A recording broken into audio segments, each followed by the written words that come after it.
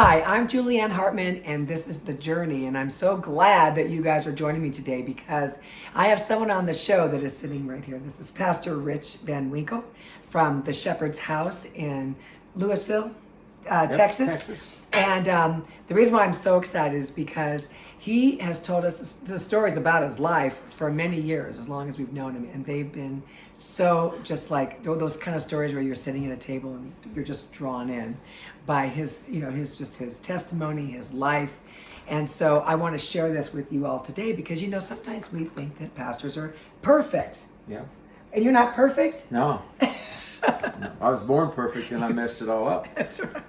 We all were. But we have just taken him and his wife, Pastor Dorothy, in as our spiritual parents. And so they're just amazing people. We love them so much. And, it's like only God could have made our lives, our paths cross, because really there'd be no way we'd ever meet, you being in Texas and us being in California. But God just did it one day. And so anyway, I just wanted to start off with just a little bit of a history with you. Were you always a Christian? Did you always love Jesus? What was your upbringing? My upbringing was, this is interesting, you're going to see the twist in this, but I've loved Jesus all my life. Okay. But I didn't serve him all my life. Right. And so my grandmother was a very strong Christian, and she was very prophetic. She had a dream, she's been to heaven and stuff. And I remember as a little boy, we'd watch Oral Roberts with his tent revivals. Okay. I was probably 6 years old, 5. And I'd say, Grandma, is that real? She said, oh yes, Jesus heals today. So she began to instill in me all this spiritual loving of Jesus, visions of heaven, and all this in me. And but over the course of, life happens. Right. And so my mom and dad got a divorce when I was 10. And prior to that, I had a pretty good life. It was just more of a normal life and everything. Had a lot of good times as a young boy. But at 10, when my folks divorced, my life changed. Because my dad was my hero, and he had been in an accident. What happened? Oh. And his brain actually was almost pushed out of his head, and they thought he'd died. And they just walked by him and said, this man's dead. Oh, gosh. And what's interesting, his cousin didn't even recognize Dad, but he walked by him and he hollered out and said, this man's alive. And he didn't know it was... Didn't know it was his cousin because his face was all... And what was the accident? He was in a truck. Okay. And I don't know if they hit another truck or what, but anyway, he was thrown out of the truck. Oh. And they said he slid about 100 feet on his head. Oh my gosh. And so his face was all messed up, and so they took him to the hospital. Back then, this was like in 53, I think. And they just left him lay there. Mom went there, and they told her, said, we can't do anything with him, we're just going to leave him, he's going to die. Gosh. So they didn't clean him up, nothing. Well, he lived. Oh, wow. and Now, were they Christians? Yeah, my mom and dad were... Okay. So you were raised in a Christian home? Yeah, I When you guys went to church and you prayed together and read my mom would pray with us every night. Okay. So we loved the Lord and knew Him, but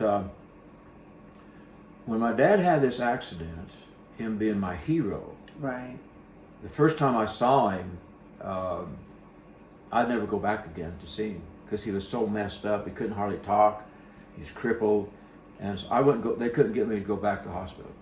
It just scared you, or you just? It devastated me. Right. Okay. I mean, my dad was about 5'11", strong man, very strong. World War II, he was on Pearl Harbor when it was bombed, so he was my hero, and it's like I couldn't stand to see him like that. Wow.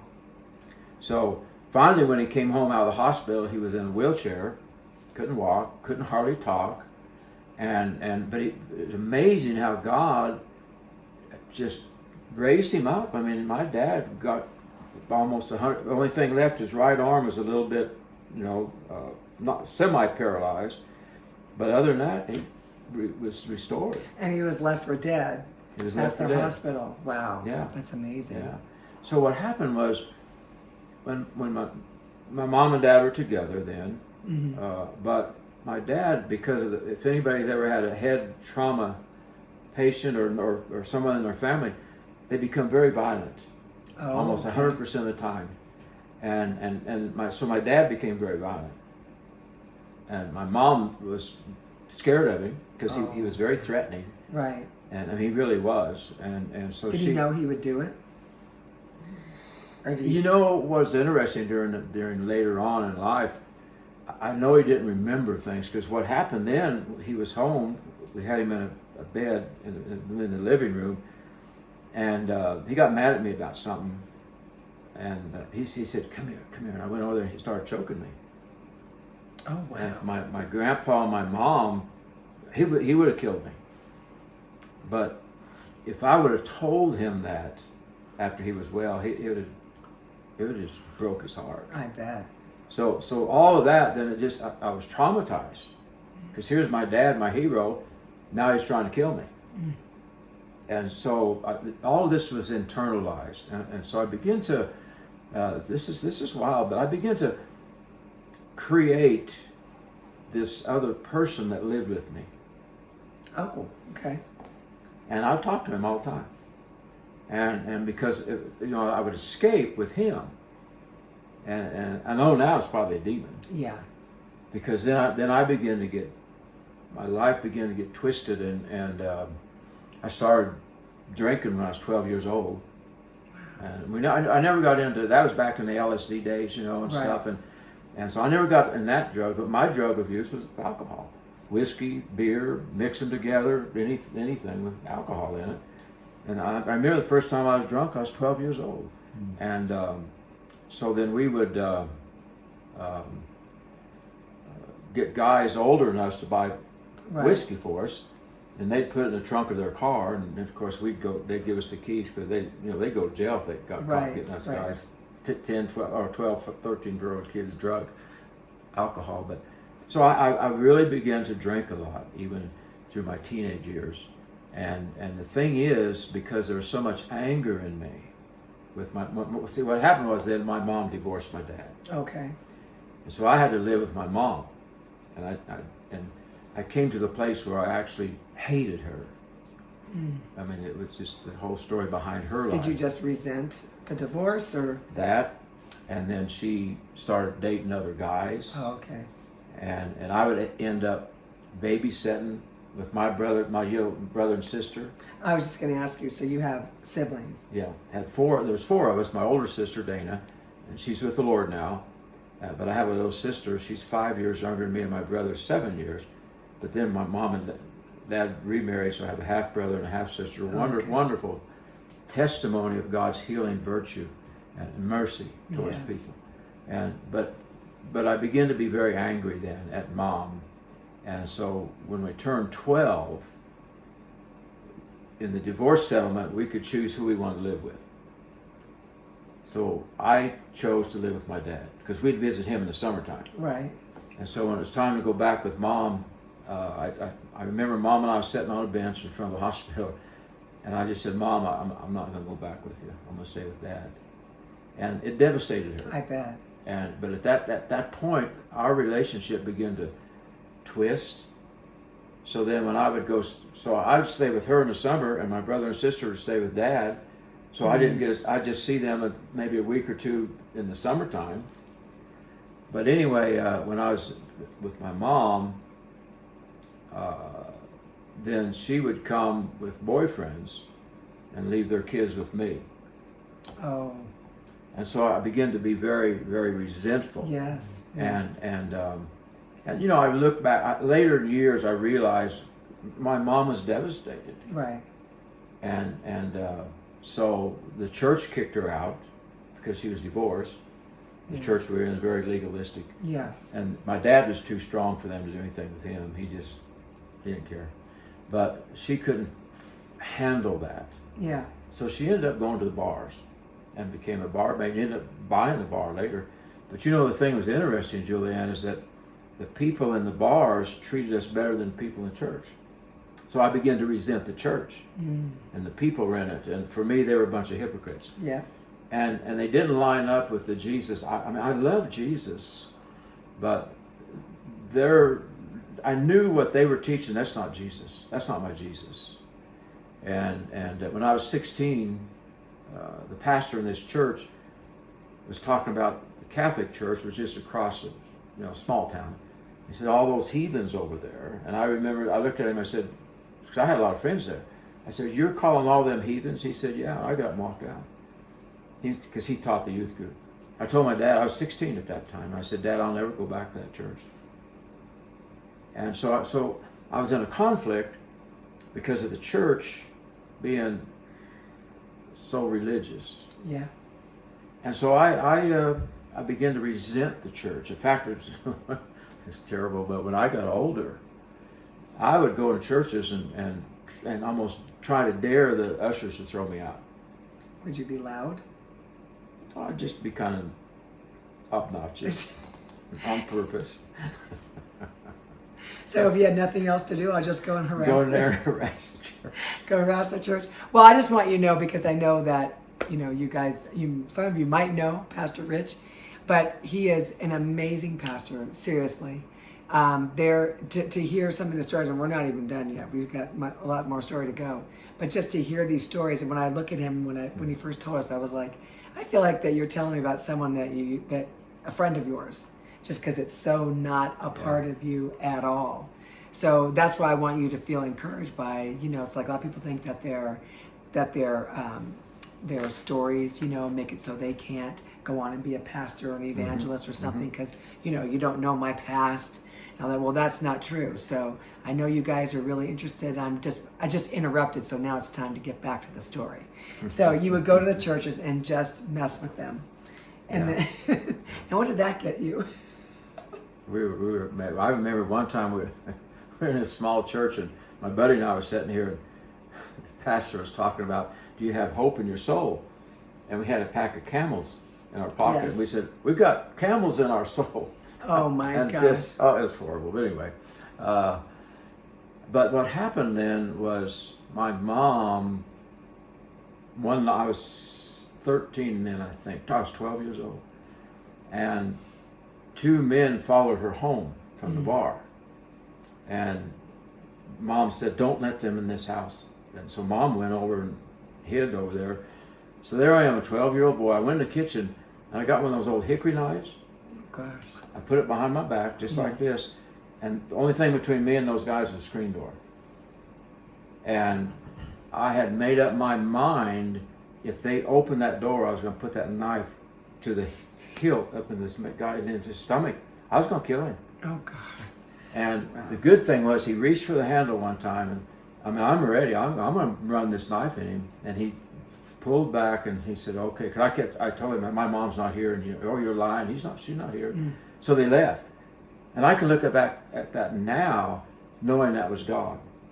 Yes. I would have killed him. I would have Right. put that knife clear in that was one of those 8-10-inch blade nail knives, hickory knife. I would have shoved it clear up into him.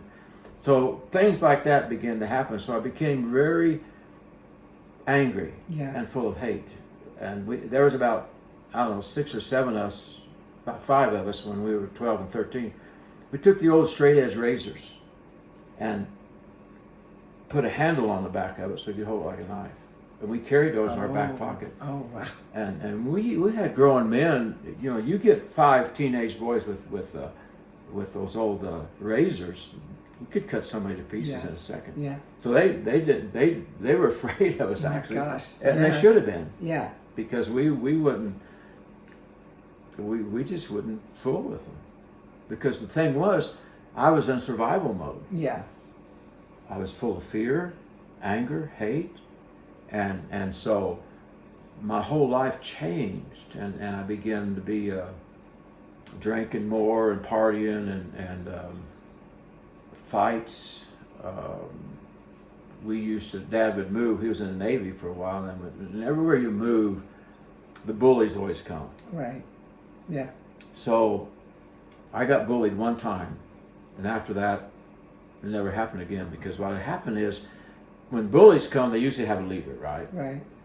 And so when they came, I didn't give them a chance to say anything. I just beat the snot out of the leader. I mean, I did. I'd attacked him before he even had a chance. I knew if I didn't, I wouldn't be able to survive. So I would. I just beat him. And they'd leave me alone. So then you were showing that you were the boss and not to mess with you. Yeah. Well, because, it was a fearful thing. And the Yeah. other thing was, the first time I ever got bullied, and the only time, I decided that will never happen to me again. Right. Yeah. And so I'd hurt him real bad if I had to. All right. So then, obviously, you're probably not going to a church at this point, or are you? I'm trying to remember. I don't think I was. Yeah. And so, what was your relation with your mom as time passed? Did you guys? Well, the beautiful thing about that is that my mom, the last part of her life, really turned it back to the Lord. Mm. And her and I just had that relationship again with each other. And by that time, I was saved. Right. And so my mom, our last probably 10 years, 15 years of her life, she died of cancer when she was 68. But it was beautiful. Mm. So our relationship was restored, and so that's why I hesitate, because I never want to throw my mom under the bus, because she raised us, prayed with Yeah. us every night.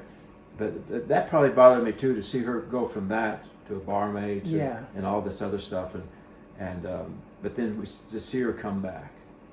And that's what's so important, because I know that my people know that my mom has passed away. She just passed a couple of months ago, but it's like we don't want to throw them under the bus, but if we don't tell the whole story, so because my mom, she loved the Lord, but she also just sometimes could not get rid of that condemnation that she felt because of all her mistakes that she made, and that she made 40 years prior, and you're like, gosh, when do you forgive yourself? Kind of thing. So, but the only way to tell a story and to tell the whole story so that somebody can receive healing or just receive a revelation from it is to tell. And so I don't look at it that way at all about, you're not honoring your parent. No, you are, because your mom is with the Lord, and your mom would be the first one to say, no, tell them everything so that they also could be redeemed and their life could be changed. Yeah. So now you're getting older, and what's going on in your life?